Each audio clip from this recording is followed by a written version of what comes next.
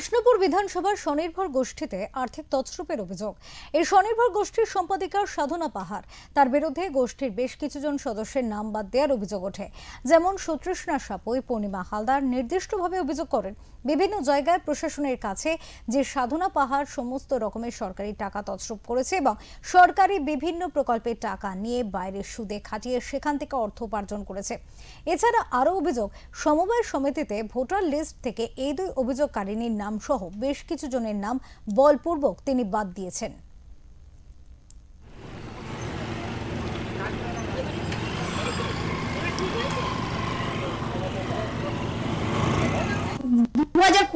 মানে মাস 6 ঠিক মতো সবাইকে নিয়েই চলছিল, সদস্যদেরকে নিয়ে চলছিল। এই তারপর 2020-তে 6 মাস পর থেকে দেখতে পাচ্ছি আবার আমার সাথে একটু দুর্ব্যবহার করছে বা আরো কারো সদস্যদের সাথে ডাকছে না। তখন আমি ওকে বলি যে হ্যাঁ এরকম করছিস কেন, সবাইকে হিসাব দিতে হবে, তোকে হিসাব দে। ঠিকঠাক হিসাবই জানতাম না। এবার তখন আমি যে একটা কোষাধ্যক্ষ ছিলাম, আমি নিজে জানতাম আমার কাজটা কি। সঙ্গে ও আমাদেরকে ভালোভাবে মিটিং এ ভিডিওতে নিয়েও যেত না, ভালোভাবে জানাতো না যে সঙ্গের সদস্যদের কাজ কি, কার কি কাজ, কার কি দায়িত্ব, সেটা ও কোনদিন কাউকে, ও যা করতো নিজেই করতো।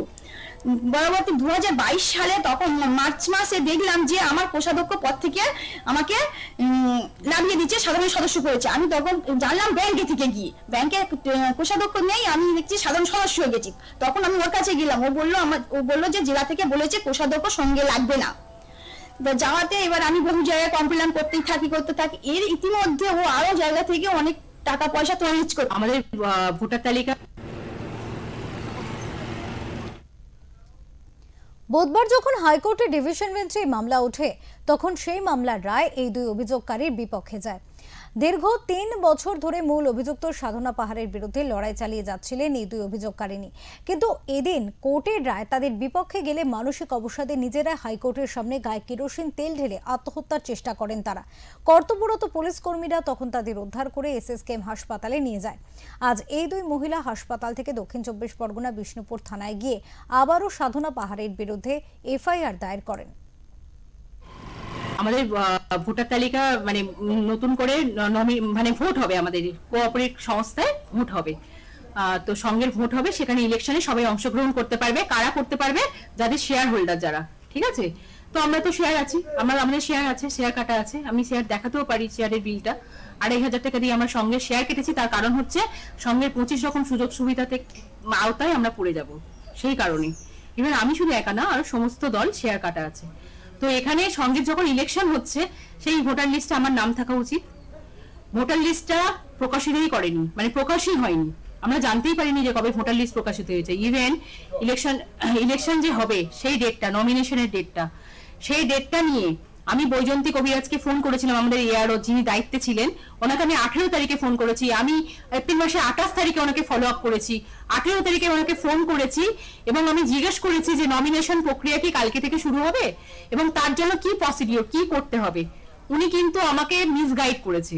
মহাসংঘের একজন ও সেক্রেটারি, সেই জায়গা থেকে ওর নামে যেহেতু কিছু যাদের ওদের মুখ থেকেই যেটা আমরা শুনেছি ওই মেয়েদের কাছ থেকেই, যে এর আগে অভিযোগ করেছে থানাতে যে ও টাকা নিয়ে বাইরে ইন্টারেস্টে খাটাতো এবং সেই কোম্পানি টাকা আবার ওই অ্যাকাউন্টে জমা হয়েছে, এটা প্রুভ হয়ে গেছে। তারও নিজস্ব আত্মীয়দের টাকা নিজে নামে তুলে নিয়েছে। আরো বিভিন্নভাবে অভিযোগ তারা বলেছিল। আমরা বললাম এটা লিখিতভাবে তোমরা যদি মনে করো যে থানায় দাও, তারা দিয়েছে। মানে এর সম্বন্ধে যখনই বিভিন্ন রিপোর্ট হয়েছিল BDO অফিস থেকে, কোঅপারেটিভের যে ইন্সপেক্টর সে একদম রিপোর্ট দিয়েছিল, সেই রিপোর্ট জেলাতেও দিয়ে দিয়েছিল। তারপরে আসে এই যে সংঘের একটা ভোট আছে, এই সংঘ আবার নতুন করে 5 বছর অন্তর একটা তৈরি করতে হয়। তখন দেখা গেল যে AROর যে দায়িত্ব ছিল ঠিকভাবে প্রসেস ধরে করেনি। যেমন ভোটার লিস্ট কমপ্লিট হয়নি,